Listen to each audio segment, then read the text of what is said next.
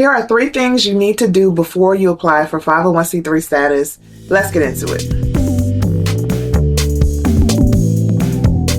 Hey y'all, this is Tiffany with Boss and Budget. I help people start their nonprofits and raise money from the ground up. If you're looking for an accountability group, if you're a new nonprofit founder, make sure you join my Activate Your Purpose and Profit community where you will get the support you need as you launch your nonprofit, specifically around fundraising. So I wanted to share today 3 things you need to do before you apply for 501c3 status that people completely miss.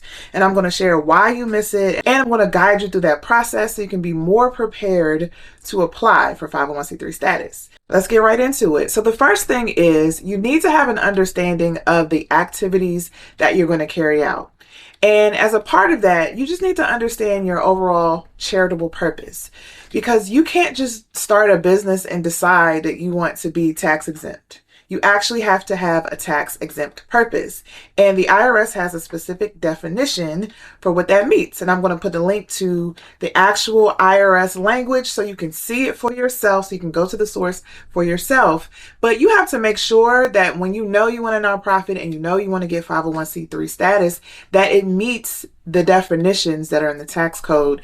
And you need to be organized for either charitable reasons, educational, scientific, research. Those are all the things, the categories that are listed in that definition. You got to make sure that your charitable purpose fits that. But even beyond that, you have to have an understanding of what you're going to do to carry out that purpose. What are the specific activities? What are the programs that you're going to put in place? Sometimes when I use the word program, people don't understand what I mean, but you need to have some way to organize the work that you do so that you can talk about it in those big blocks of programming. And the reason why I'm saying that is because that's helpful when it comes to budgeting. It's helpful when it comes to reporting. And it also just helps you to distinguish the type of work you do. And as you begin to grow and scale, you need to begin to organize and divide yourself into programming so you can begin to figure out how to staff it. So it just makes sense from the very beginning to have an understanding of what your programs are and the activities that you're doing. But why does this matter for 501c3 status? Because when you apply for status, you either fill out the 1023 or the 1023-EZ. When you are filling out the full form, the IRS wants to know what you're doing. You have to explain what your programs are. What's the purpose behind that? And how does that meet your charitable purpose? Because the more information that they get, the more they're able to assess whether or not you actually should be tax exempt. Now, a lot of you who are watching this are probably starting off small and you're probably using the 1023-EZ form. Side note, if you don't know the difference between the 2 forms, I did another video explaining what the EZ form is and giving you some advice on filling that out. But a lot of you are small, so you probably are only filling out the EZ, so you don't have to give that level of information. But eventually you will. When you start to grow, when you start to get to a certain point, you got to know what your programming is so you can report it to the IRS. And once you start filling out the 990 form and the 990 EZ, you're going to have to start explaining what you do, because the IRS, they want to know. So it's just good from the beginning to know what your charitable purpose is and the type of programming that you're going to have in place.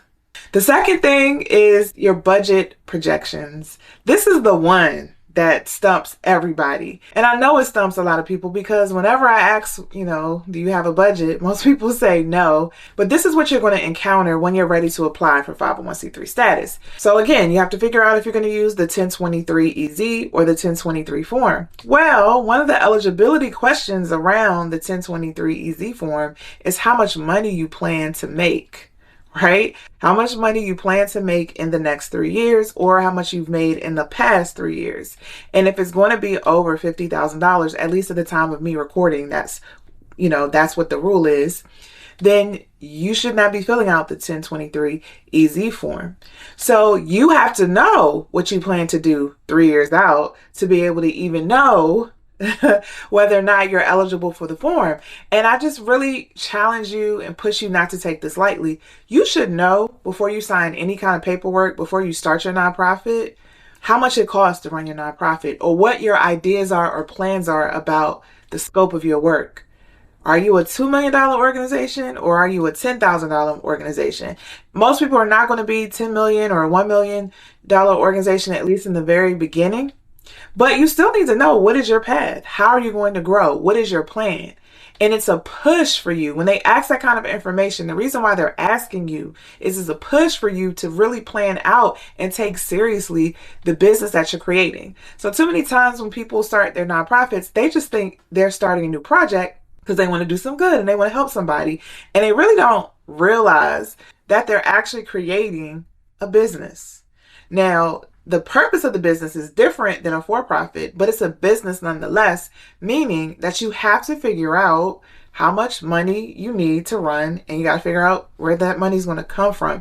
And if you don't think through those things, if you don't plan for those things, it's going to be a rough couple of years. It's going to be rough regardless, but if you don't plan well, it's going to be way harder for you to be successful. And you are going to get to a point, trust me, I've seen it.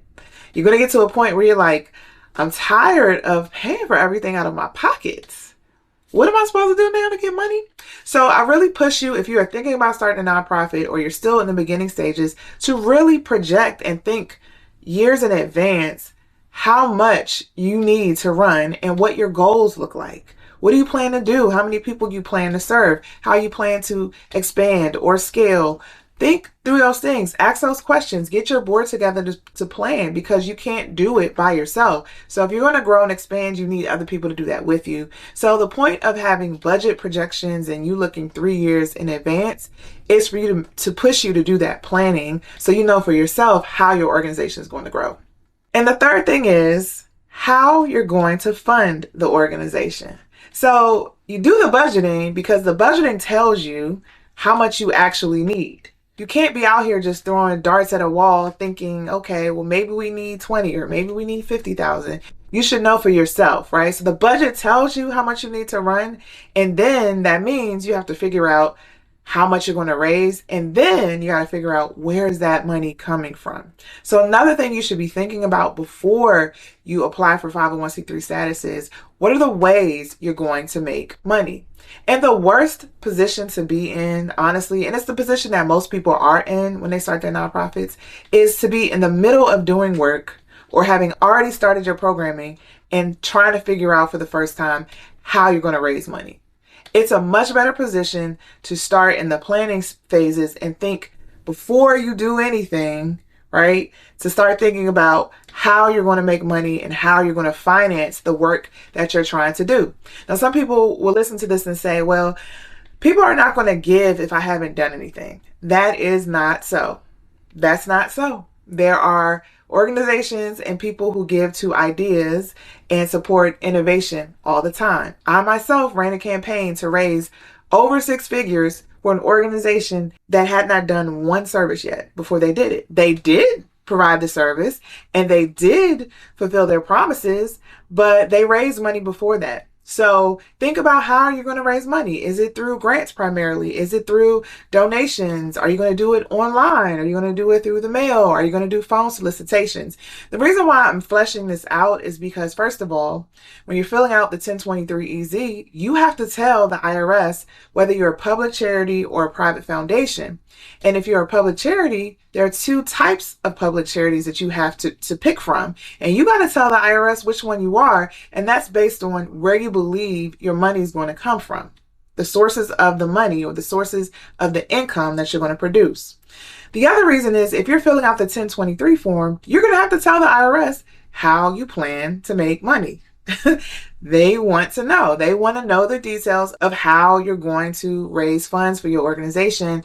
And just as an additional tip, this isn't necessarily related to the IRS, but this is related to your state. If your state requires you to register to solicit for donations, they're probably going to want to know how you plan to make money too. They have a vested interest in knowing, are you going to be soliciting their residents through the internet, by calling them, by sending them mail? They want to know that kind of stuff because that's their responsibility at the state level. And it's usually the attorney general who's trying to protect the consumer in the state. So I just want you to remember, like, you starting a nonprofit just because you want to do a project or do some good, That's just one piece of it. The other piece of it is all the regulations and the rules, because you are now responsible for managing a public organization and managing public funds, and you can't take that lightly. So you do need to think and plan carefully about how you want to launch your organization to make the process a little easier for you. Right? So if you have questions, please drop them in the comments below. Also, if you need help raising money, don't forget to sign up for my Activate Your Purpose and Profit community. If you want to join, just comment join below and I'll send you the link. And if you need help with starting your nonprofit, visit me at bossonabudget.com, and I'll see you in the next video.